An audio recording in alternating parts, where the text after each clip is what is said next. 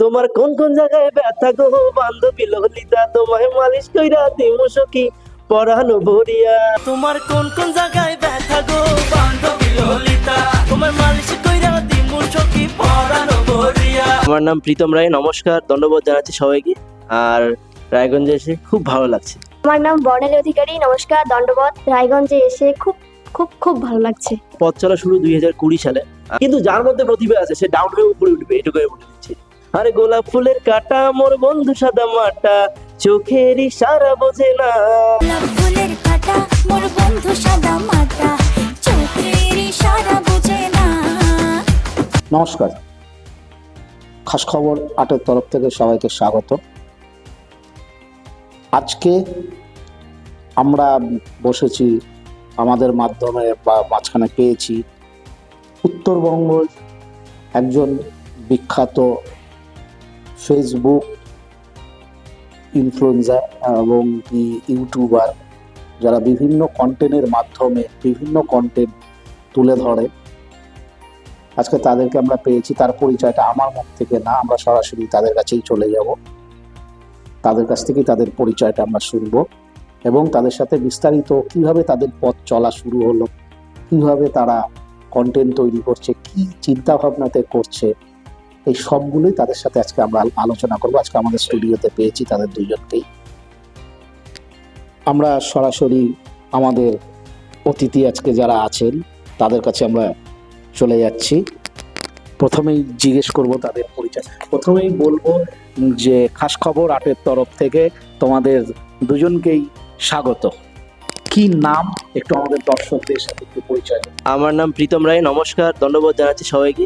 আর রায়গঞ্জে এসে খুব ভালো লাগছে।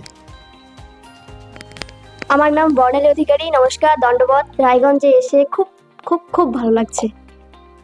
প্রথমেই জিজ্ঞেস করব যে এই যে আজকে তোমার পথ চলা কিভাবে এবং কবে থেকে, কি চিন্তা ভাবনা করে কিভাবে শুরুটা আমরা একটু শুনবো।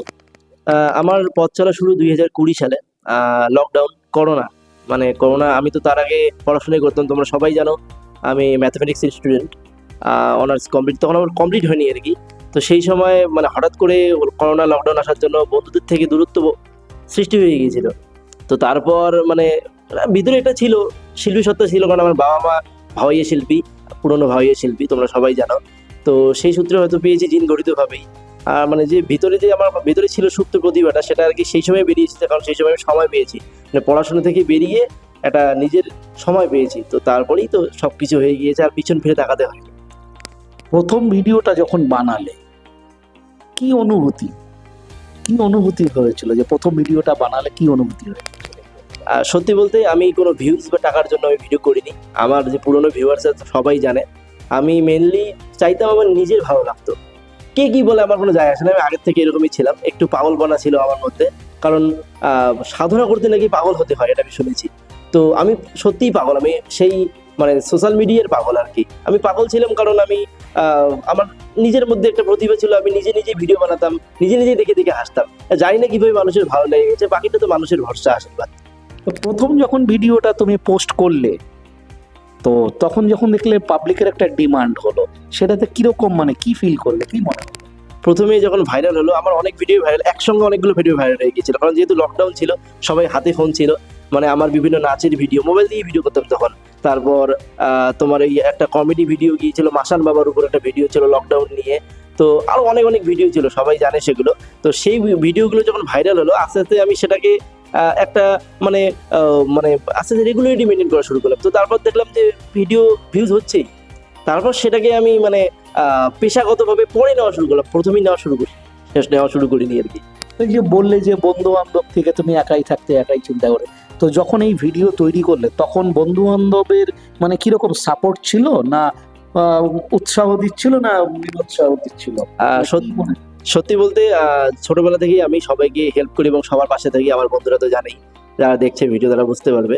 আর তারাও আমার পাশে ছিল একদম শুরু থেকে শেষ পর্যন্ত। হ্যাঁ, সাপোর্ট করেছে, হয়তো পাশে থাকতে পারেন, কারণ আমি প্রথমেই বললাম সেটা লকডাউন ছিল, শুরুতে পাশে থাকতে পারিনি। শুধু আমার পাশের বাড়ির যে বন্ধু বুম্বা বিজন, ও আমার সবসময় পাশে থাকতো, আর বাবা মা থাকতো। তো ওরাই আমাকে ভিডিও করে দিত, বাকি তো ক্যামেরায় আমিই থাকতাম। বিভিন্ন মানে বিভিন্ন ক্যারেক্টার আমি নিজেই প্লে করতাম, মানে 2-3 ক্যারেক্টার, বাবার ক্যারেক্টার, ছেলের ক্যারেক্টার সব আমিই করতাম ক্যামেরার সামনে। তো প্রত্যেকটা মানে কিছুতেই একটা সংগ্রাম বা চ্যালেঞ্জ থাকে, ঠিক আছে? তো এই শুরুতে যে সবচেয়ে বড় সমস্যাতে কি কোনো এরকম কোনো সমস্যা, যে সমস্যাতে তুমি পড়েছিলে? সমস্যা পড়েছিলাম, আমি যেহেতু পড়াশোনা অনেক ভালো ছিলাম সত্যি বলতে, তো তখন আমাকে সবাই এটাকে বাধা দিত, তো তুই পড়াশোনা ভালো করে, তুই ম্যাথামেটিক্স স্টুডেন্ট, তুই এগুলো ভিডিওতে নাচ গান করছিস, ছি সব কি জিনিস। আমি মানে দেখো বিষয়টা হচ্ছে গার্জিয়ান যেহেতু ছিল, সেহেতু আমি গার্জিয়ানদের কিছু বলতেও পারি না, তারাও হয়তো ঠিক তাদের দিক দিয়ে, এখন আমার মধ্যেও প্রতিভা আছে, আমিও আটকে রাখতে পারছি না। তো মানে এটার মাঝখানে ধামাচাপা হতে কেটে কেটে মানে হুট করে আমি ফেটে গেছি আর কি। তারপর পুরোটা আর কি মানে জানি না কিভাবে হয়ে গেল, মানে ওটা আমি নিজেও জানি না আর কি। এই সংগ্রামের পথে কোনো ফেলিওর, নিজেকে ফেলিওর মনে করছো, যে সেখান থেকে আবার নতুন করে বড় শিক্ষা? অবশ্যই প্রতিটি বিষয়ে, যেমন ব্যবসাতে আপস অ্যান্ড ডাউন আছে, তেমনি আমাদের সোশ্যাল মিডিয়াতে আপস অ্যান্ড ডাউন আছে। সবার প্রতিটি ইনফ্লুয়েন্সার যারা রয়েছে, ইউটিউবার যারা রয়েছে, তাদের একটা সময় আসে, খুব পিক সময়, তাদেরকে সবাই পছন্দ করে। তারপর একটা সময় আসে, তাদের আস্তে আস্তে লো হয়ে যায়, অন্য একজন চলে আসে, মানে নতুন জেনারেশন আছে, তো নতুন নতুন প্রতিভা উঠে আসে, তারা তখন ডাউন হয়ে যায়। কিন্তু যার মধ্যে প্রতিভা আছে সে ডাউন হয়ে উপরে উঠবে, এটুকুই বলে দিচ্ছি। প্রতিটা কিছুর মধ্যেই যেমন সবকিছু আছে, সেরকম সাফল্য অর্জনও আছে। তা তুমি কি মনে করেছিলে যে আজকে এই জায়গাটাতে আসবে? আমি প্রথমে কখনো বিশ্বাস করতে পারিনি যে এতটা জায়গায় আসবে, এত মানুষের ভালোবাসা পাবো। আজ এত মানুষের ভালোবাসা পেয়েছি দেখেই তো রায়গঞ্জে এসে আমি মানে এই যে সাংবাদিক বন্ধুর সম্মুখীন হয়েছি। তো সব থেকে বড় কথা হলো, এটাই আমার কাছে একটি বড় পাওনা, এবং এটাই আমার কাছে বড় একটা মানে পাওনা বলতে পারবো, বা আমি নিজেকে সাফল্য মনে করেছি, সফলতা মনে করছি যে আমি এখানে এসেও ইন্টারভিউ দিচ্ছি। তাহলে কোন কোন মুহূর্তটাতে তোমার মনে হয়েছে, এই যে স্ট্রাগল করে এই জায়গাটাতে কোন মুহূর্তটাতে মনে হয়েছে যে আমি আজকে সফল? দেখো মানে বিশেষ বিষয়টা হচ্ছে, সফলতার সিঁড়ি তো আর শেষ হয় না, মানে আমি নিজেকে এখনো আমি সফল মনে করছি না। তবে হ্যাঁ, আমি এটা বুঝে গেছি যে আমি সফলতার পথে আছি।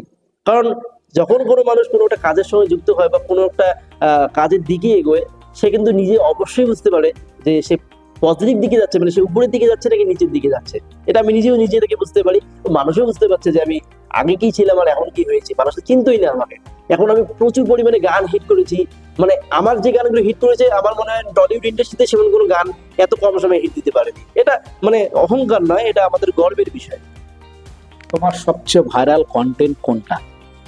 যদি আমি কন্টেন্ট বলতে চাই, তো আমার ভাইরাল কন্টেন্ট তো গোলাপ ফুলের কাটা, যেটা আমার অভিনয় করা গান, আমার গাওয়া গান সেটা নয়, আমার অভিনয় করা গান গোলাপ ফুলের কাটা অনেকেই দেখেছে, খুব প্রচুর পরিমাণে ভাইরাল, বর্তমানে 75 মিলিয়ন, মানে 7.5 কোটি 8 কোটির মতন ভিউয়ার্স দেখেছে এত কম সময়। সেটাই। এই যে কন্টেন্ট গুলো তৈরি করো, এইটা কোন চিন্তা ভাবনায় বা কিভাবে, মানে সেটা দেখুন মানে আগে তো প্রথমে আমি নিজে থেকেই করতাম, কিন্তু পরবর্তীতে যখন আস্তে আস্তে বড় হওয়া শুরু করলাম, তখন কিন্তু না মানে একজন কিন্তু সম্ভব নয়, তখন 10 জন নিয়ে কাজ, মানে একজন নিয়ে তখন সম্ভব হচ্ছে না। ক্যামেরাম্যান, তারপর সিনেমাটোগ্রাফার, তারপর লিরিসিস্ট, সবাইকে নিয়ে কাজ করতে হয়। হ্যাঁ, আমি সবার আশীর্বাদে গানও করি, অভিনয়ও করি, সবাই জানো তোমরা। কিন্তু মানে ওই 10 জন মিলে কাজ করাটা না মানে অন্যরকম চ্যালেঞ্জের বিষয়। তো আমি ওই মানে তারপর গ্রুপ মেম্বার, এখন আমরা যেমন গ্রুপ টিম ওয়ার্ক কাজ করি, তখন একা একা কাজ করতাম, এখন টিম ওয়ার্ক কাজ করি, তখন টিম নিয়েই চলতে হয় আমাকে আর কি। কতজনের টিম তোমরা এখন এই মুহূর্তে? আমাদের এখন 150-র উপরে মানে টিম মেম্বার রয়েছে আর কি। আমাদের কোর টিমই 150 মেম্বার রয়েছে, তারপরে তারও বেশি রয়েছে।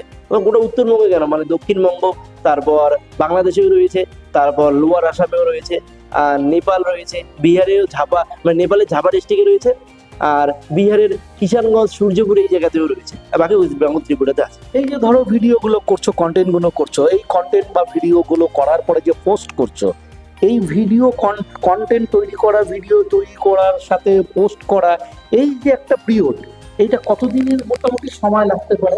সেটা ভিডিওর দৈর্ঘ্যের উপর নির্ভর করে, ভিডিওর লেন্থ কত বড় সেটার উপর। এমন হতে পারে আমি একটা ভিডিও এখনই করলাম, সেই ভিডিওটা এখনই পোস্ট করে দিলাম, এমনও হতে পারে একটা ভিডিও এমন করলাম যেটা বাড়িতে গিয়ে এবার সুন্দর করে ভয়েস ওভার দিয়ে এডিট করতে হবে, সেটা তো একটা সময় সাপেক্ষ বিষয়। একটা আমি মিউজিক ভিডিও করব, সেটা তো 1 মাসের বিষয়, মানে 1 দিনেও হতে পারে, সেটা 1 মাসেরও হতে পারে, এরকম বিষয়। শর্ট ফিল্মে তো আমার যেমন 1 বছর ধরে একটা শর্ট মানে সিনেমার শুটিং এর কাজ চলছে, রাজমহলের সিনেমা, সেটা এখনো শেষ করতে পারিনি আমি, যাই হোক এটা এই বছর শেষ হবে আর কি, তো সময় সাপেক্ষ। এই তো তোমার তো একটা ক্যারেক্টার দেখতে পাচ্ছি আমরা ফেসবুকে, ইনস্টাগ্রামে, বা যে কোনো তোমার একটা ভিডিও কন্টেন্ট যেগুলো দেখতে পাচ্ছি আমরা, এটাতে তোমার একটা ক্যারেক্টার দেখতে পাচ্ছি আমরা। এইটা ক্যারেক্টার বাদ দিয়েও একটা ব্যক্তিগত তো একটা মানুষের, প্রত্যেকটা মানুষের ক্যারেক্টার থাকে, সেই জায়গাটাতে এই ভিডিও বা তোমার সোশ্যাল মিডিয়া ছাড়া তোমার ক্যারেক্টার কেমন, তুমি কি বলবে? সোশ্যাল মিডিয়া ছাড়া আমি নিজেকে এখন জিরো মনে করি, কারণ আগে সোশ্যাল মিডিয়াকে কিছু মনে করতাম না, কিন্তু এখন তো সোশ্যাল মিডিয়ার কারণে পেশাগতভাবে সেই সোশ্যাল মিডিয়াকে আমি এখন ইউজ করছি, কারণ এখান থেকে আমার ইনকাম হচ্ছে। আর তোমরা সবাই জানো যে কেন্দ্র সরকার এখন সোশ্যাল মিডিয়াটাকে একটা মানে ভালো জায়গায় তুলে দিয়েছে, সেটা কেন্দ্র সরকার করে আছে সবাই, আর এখন সবাই ভালোবাসে মানে সোশ্যাল মিডিয়াকে। তো সেটা থেকে আমি বলবো যে মানে আমার তো ভালো অনুভূতি বা ভালো এক্সপিরিয়েন্স, বা এখন আমি এটা নিয়ে সবকিছু ভাবি, কারণ পেশাগতভাবে যেহেতু আমি নিয়েছি সেটাকে, এখন এটা নিয়ে আমাকে ভাবতে হবে। আমার মনে হচ্ছে সব সোশ্যাল মিডিয়া ইনফ্লুয়েন্সারই এটাকে এখন মানে এটাকে নিয়েই ভাবছে, আর অন্য কিছু ভাবার বিষয় নেই। নিজেকে সবসময় কি কন্টেন্ট বানাবো সেটা নিয়ে ভাবতে হয় আমাদের। অবসর সময় কি করো? অবসর সময়ে আমার বউ বাচ্চাকে সময় দিই, পরিবারকে সময় দিই। না, অবসর সময় সেটা না, মানে দিনের যে সময়টা আমি সময় পাই পরিবারের জন্যই সময় দেবো, পরিবার আগে তারপরে সবকিছু। প্রত্যেকটা মানুষের একটা রোল মডেল বলে কেউ থাকে, তোমার রোল মডেলটা কি? আমার রোল মডেল বলতে আমি বিভিন্ন রোল মডেলকে বিশ্বাস করি, মানে আমার রোল মডেল শুধু একজন নয়, আমি এটা বলবো না, এটা ভুল কথা, অনেক রয়েছে। আমার গুরুদেব রয়েছে, গুরুদেব আমার বলেছে যে কোনোদিনই মানে আমার রোল মডেল সত্যি বলতে আমার গুরুদেব, কিন্তু আমার গুরুদেব এখনো জীবিত রয়েছেন, তিনি হয়তো ভিডিও দেখবেন ছাড়ার পর। তো আমার গুরুদেব বলছেন যে আমার নাম কোথাও নিতে হবে না, কারণ আমি চাই না তুই আমার নাম নে, কিন্তু তুই বড় জায়গায় যা, তোর নামের জন্য আমার নাম হয়, তোকে দেখেই আমি শান্তি। তবে আমার গুরুদেবই আমার রোল মডেল, আমি গুরুদেবের নাম নিচ্ছি না, আপনি ভালো থাকবেন, আমার প্রণাম নেবেন এখান থেকে। ভবিষ্যৎ পরিকল্পনা প্রত্যেকটা মানুষের থাকে, তোমাদেরও আছে, তোমারও আছে। আগামী 5 বছরে তুমি নিজেকে কোথায় দেখতে চাও? সবই তো উপরের ইচ্ছা। আজকে আমি একটা মন্দিরে আছি, আমি সত্যি কথা বলতে চাই। আর আমি নিজেকে দেখো, সবাই একটা চাই নিজে নিজে একটা বড় জায়গায় যেতে, তো আমি হচ্ছে একটা বড় জায়গায় দেখতে। আজকে আমি যেগুলো দিয়েছি, যত গান হিট দিয়েছি, যত শর্ট ফিল্ম দিয়েছি, আমি চাই মানে আরো বড়, আরো আরো মানুষ, আমার দর্শক আমাকে পছন্দ করুক, চিনুক, এবং আমিও যেন মানুষের যতটুকু করতে পেরেছি মানুষের জন্য, যে আমি মানে মানে সোশ্যাল ওয়ার্কটা করি, সেটা যেন এগিয়ে নিয়ে যেতে পারি এবং ভালো ভালো যেন আরো ভালো কাজ করতে পারি। এটাই আমার টার্গেট মেন, যে 5-6 বছর আমি যা করেছি তার থেকে যেন 3 গুণ 4 গুণ আমি যেমন গান হিট দিতে পারি, তেমনি সোশ্যাল ওয়ার্ক করে মানুষের পাশেও দাঁড়াতে পারি। নতুন কোনো প্রজেক্ট প্ল্যানিং আছে? হ্যাঁ, আমার মানে প্রজেক্ট তো ছড়াছড়ি, সিনেমাটা শেষ হয়নি, তোমরা সবাই জানো, ভাগ্যের খেলা। তারপর শর্ট ফিল্ম একটা আসতে চলেছে, সেটা টিনেজার্সের জন্য, প্লাস একটা রাজবংশী গান আসতে চলেছে, একটা সান্থালি গান আসতে চলেছে, একটা হিন্দি গান আসতে চলেছে, একটা বাংলা গানও আসতে চলেছে, মানে পরপর সেগুলো তোমাদের আমি দিয়েই দিব আর কি সোশ্যাল মিডিয়াতে। নতুনদের জন্য কি বলবে? নতুন যারা পরিকল্পনা করছে বা করতে চায় তাদের জন্য কি সব? যারা সোশ্যাল মিডিয়ায় আসতে যাচ্ছে, আমি একটা কথাই বলবো, যে এখন তো তোমরা বিশ্বাস করলে যে ইনকাম হওয়ার পরেও, ইনকাম তো হয়, এখন তোমরা আগেই থেকে জানতে, এখন সরকারও এই বিষয়ে হস্তক্ষেপ করছে, যে স্কুল কলেজে সোশ্যাল মিডিয়া নিয়ে গবেষণা করানো হবে, পড়ানো হবে। তাহলে তোমরা বুঝতে পারছো যে সোশ্যাল মিডিয়ার কতটা গুরুত্ব পড়ে গেছে। এখন অন্তত পক্ষে তোমরা সোশ্যাল মিডিয়ায় চলে আসো, যাদের ট্যালেন্ট রয়েছে, সত্যিকারের ইউনিক ট্যালেন্ট রয়েছে, তোমরা চলে আসো, প্রচন্ড ভালো ফিউচার। আগে ফিউচার আমি বিশ্বাস করতাম না, কিন্তু এখন আমি মনে করি যে সোশ্যাল মিডিয়ার একটা পজিটিভ ফিউচার আছে, মানে এটাতে হিউজ পরিমাণ ইনকাম রয়েছে। ওই জন্যই তো সরকারও চাচ্ছে যে সবাই এই দিকে এগিয়ে আসুক।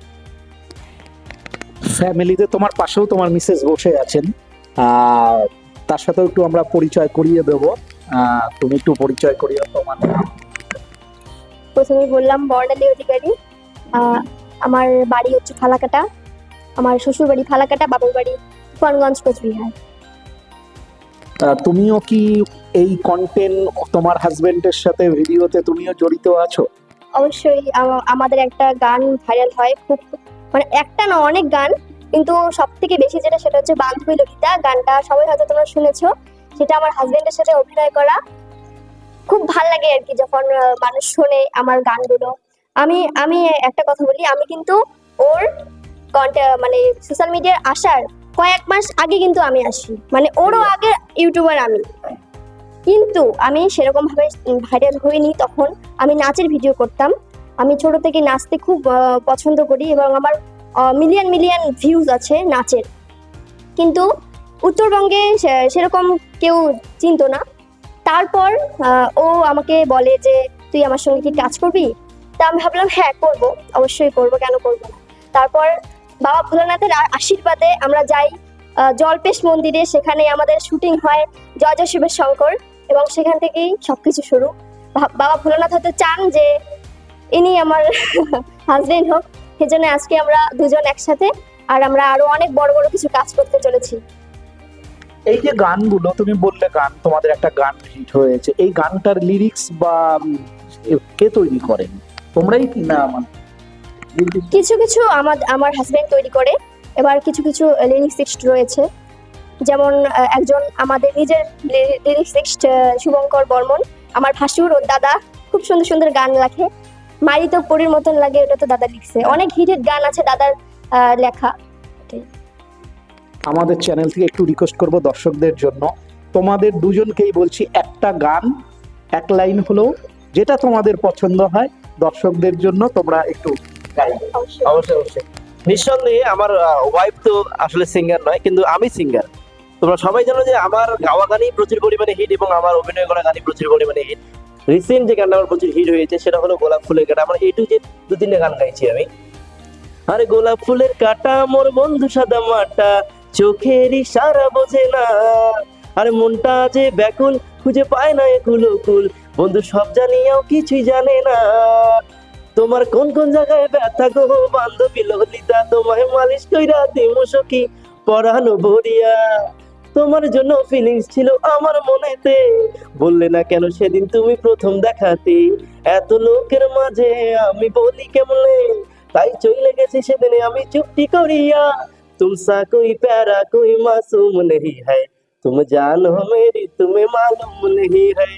আর জোছনা রাতি চাঁদের আলো, দুইজনে করিমো দেখা, তুই খানিক কর অপেক্ষা।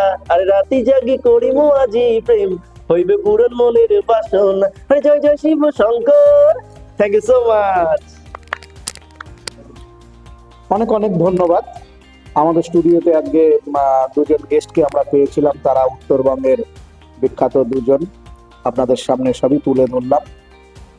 তারাও তাদের কিভাবে যাত্রা শুরু করেছিল, কিভাবে চলছে, কিভাবে স্ট্রাগল পিরিয়ডে গেছে, কিভাবে আজকে সাকসেস জায়গায় পৌঁছেছে, আগামী দিনে নতুনদের জন্য কি মেসেজ, সেগুলো সবই আমরা তাদের সাথে আলোচনা করলাম। আবারও ধন্যবাদ জানাই তাদেরকে। সাথে আমাদের দর্শক আপনাদেরও অনেক অনেক ধন্যবাদ। সাথে থাকুন, সাপোর্ট করুন, আমাদের দুজনকে আশীর্বাদ করুন, তারা যেন আশা রাখবো আগামী দিনে আরো ভালো জায়গায় পৌঁছায়। উত্তরবঙ্গ কেন, সারা দুনিয়াতে যেন তারা ছড়িয়ে পড়ে, এমনকি তাদের হাত ধরে যেন আরো নতুন নতুনরা অনেক সুযোগ সুবিধা পায়, এই আশা রাখতে তাদেরকে আবারও ধন্যবাদ। ভালো থাকবেন, সুস্থ থাকবেন।